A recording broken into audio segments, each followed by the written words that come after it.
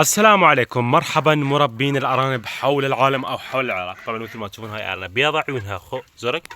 هذني ارانب اللي عندي ما شاء الله، اللهم صل على محمد وعلى ال محمد. هذا ما اعتقد فحل او نتيجة ما اعرف. تقريبا هذا عمره شهرين، ذاك راح اللي عمره 4 اشهر، وهذني امهن وابوهن.